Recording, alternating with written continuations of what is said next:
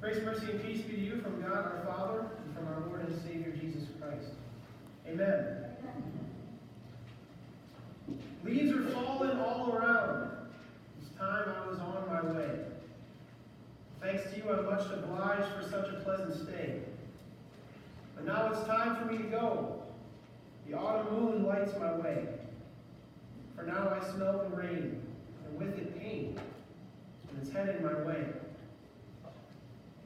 Sometimes I grow so tired. But I know I've got one thing I got to do. Ramble on. Now, if you don't recognize those words, it's okay. But these are the opening words to a favorite song of mine by one of my favorite bands of all time. Led Zeppelin released the song Ramble On in 1969 on their album Led Zeppelin 2. And it's listed in the top 500 songs of all time by Rolling Stone. And it's an interesting song about recognizing when it's time to move on. The galloping drum beat and jumpy guitar riffs makes one think about traveling onward, moving on from what was onto something new.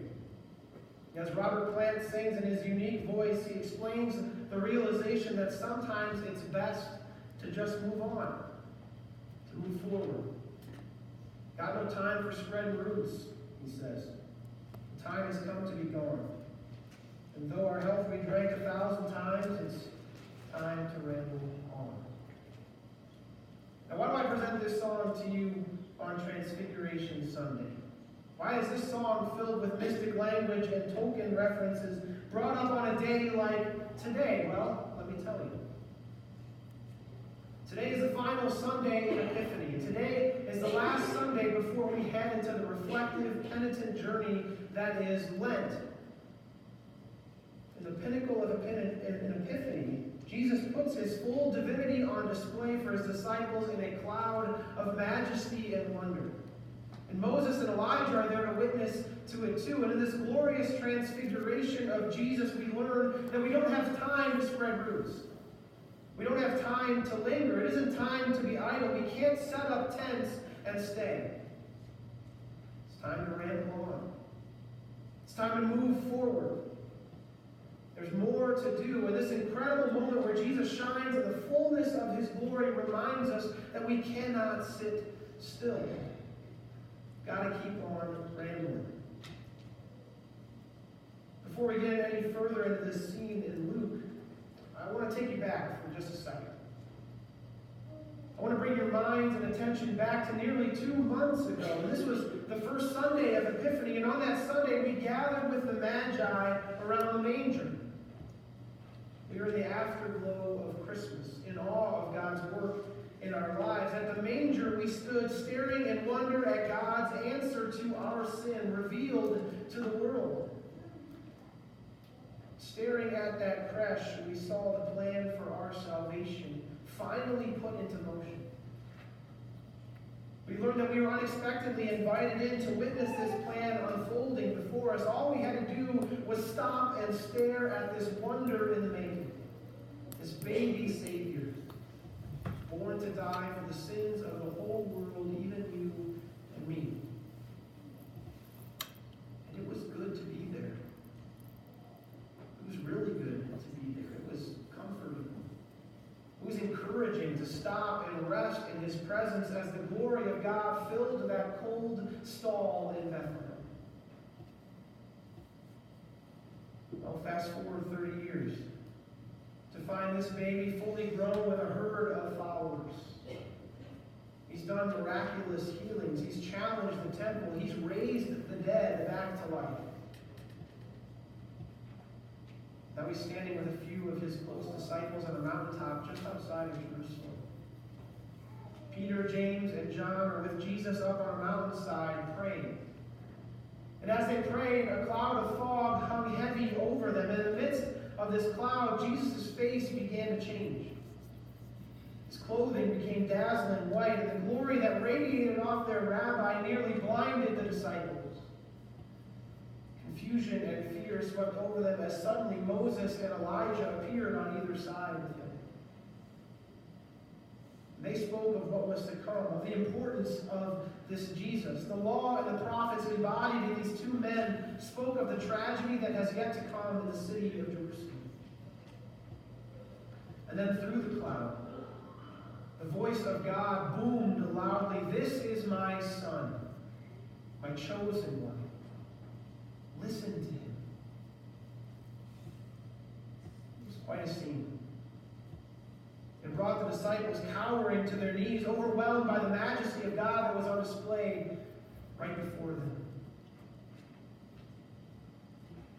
As the cloud thickened around them, Peter stood up to speak. "Master, it is good that we are here. Let's make tents.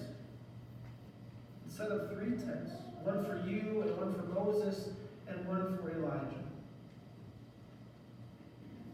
It's funny in Luke, it says Peter didn't know what he was saying. He didn't know what he was asking. He didn't know what he was suggesting to Jesus in that moment. But how could you blame him? He is clearly in the presence of God. He is right there witnessing Jesus' true majesty and divinity. And if that wasn't enough, the true heroes of the faith were there with them. Moses and Elijah present and teaching there in the midst of that cloud. It was all way too incredible. It was all too awe-inspiring. Why would you want to be anywhere else but right there in that moment? Why would you want to do anything else but sit and stare and listen and learn from what was happening right there? Peter was right when he first stated it was good that they were there. It was good and necessary for them to witness these things, but we quickly learned that his suggestion to stay was off base. Now, this is the same Savior that was visited by shepherds and magi. This is the same Savior that gathered unexpected people into his presence. Epiphany began with a peaceful stay in his presence. Epiphany began with a call toward him to stop and stare in awe and wonder at the glory of God on full display in that manger. Epiphany began that way. But it ends differently. The glory of Jesus shining brightly on that Mount of Transfiguration tells us something different. It challenges us to keep pushing forward. It encourages us to move on from that place. See, there was a time to set up a tent and stick around for a while. There was a time when we were to gather and worship, but not anymore. The time has passed. It was good to be there, but now it's time to ramble on. More needs to happen. More is on the horizon. The plan of salvation continues to march on. The journey has just begun. We learn this moment that it's time to leave this mountain. It's time to go back down into the world, down into the city of Jerusalem. Epiphany closes by sending us. It ends by empowering us to move forward. Jesus, Moses, and Elijah, they're all there to help us and the disciples recognize that it's time to ramble on.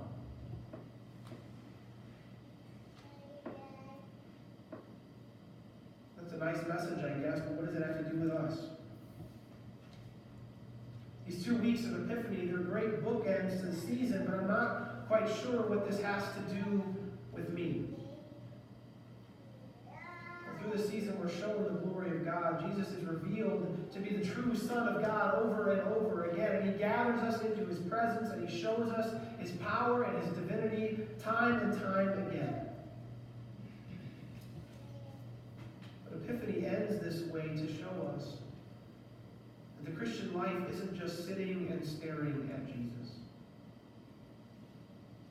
It isn't just a self-contained life, not concerned with the world, only our salvation. It isn't living like a monk, no contact with the outside world.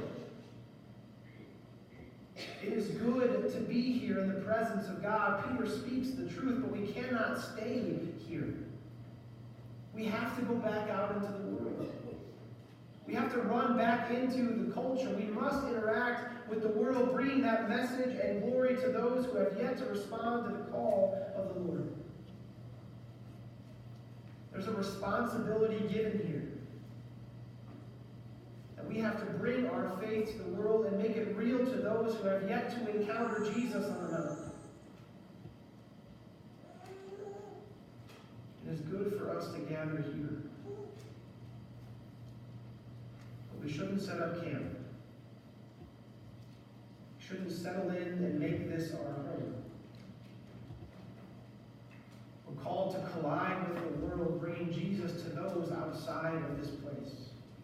The Christian life is empowered and strengthened in these moments on the mountain, with the intention that you use that power when you leave the mountain.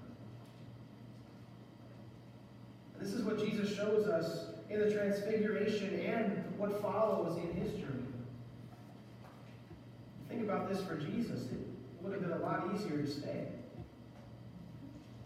It would have been much easier to hang back with Moses and Elijah. It would have been a lot easier for Jesus to allow Peter to set up a few tents and let them bask in his glory. They could have stayed on the mountain.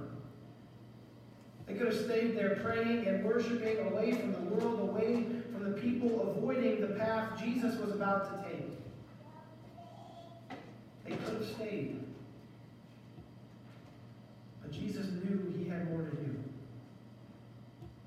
The disciples had more they were going to face.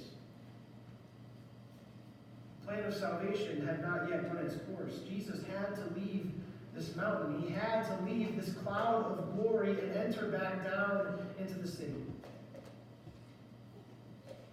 He does this not to receive the praise and honor due his name. He had to enter into that chaotic city of Jerusalem to suffer and die. He had to face the torment and taunting of the world so that he could save it. He had to leave the place where he was glorified so that he could be lifted up on a cross to his shame. This is how the world was saved. Not by divine revelations on a mountain, but by the blood, sweat, and tears of Jesus in that valley.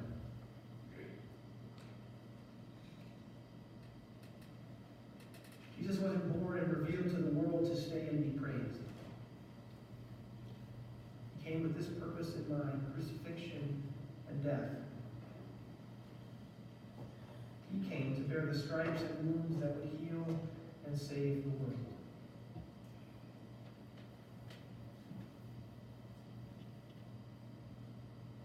And so in this we see that God comes down with us back into the world. We carry him with us as we leave this place. We're compelled to leave this place of worship, but we don't depart alone. We don't leave God behind here, and he doesn't cast us out ill-equipped and abandoned. We're sent out. It's time to move forward. It's time to keep moving. The expected things are coming here at our service. You'll sing that closing song today. You'll hear those familiar words of benediction, and then you will enter back into the world. You don't stay here. You don't set up tents or roll out sleeping bags. You go. It's time to ramble on. Back into the world, back into the fallen creation that needs to hear about the glory that you feel and experience in this place. This journey we take week to week is like leaving a mountain and heading back down into the valley. We leave worship, our hearts filled with joy, and our bellies filled with Jesus himself offered on this altar. We leave empowered to go back down into the valley.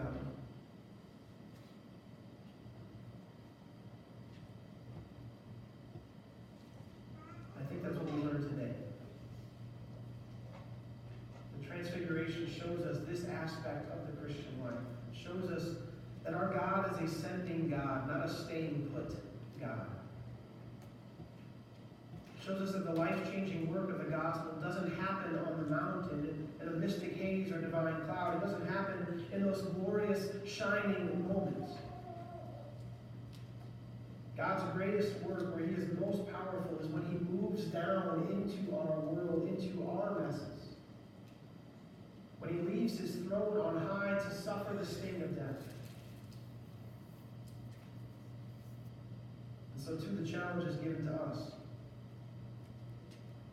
We also move forward, not forsaking or forsaken, but filled with the Holy Spirit to endure the valley and share the gospel of Jesus in it. Yes, it certainly is good to be here, and I'm glad that you're here. But listen to the chorus of Moses, Elijah, and Jesus Christ telling each of us that it's time to go. It's time to put off our fear, our trembling. It's time to put away our tents and put on our coats. It's time to ramble on. Into the world, into the valley, into the dark and messy places to bring the shining light of the gospel radiant